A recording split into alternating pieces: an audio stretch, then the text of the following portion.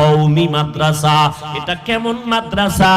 অন্য মাদ্রাসায় যাইবা পড়া আছে, স্কুলে যাও সেখানে পড়া আছে, কিন্তু একটা মাত্র প্রতিষ্ঠান কওমি মাদ্রাসা, যেখানে 24টা ঘন্টা সন্তানদেরকে পাহারা দেয় শিক্ষকেরা।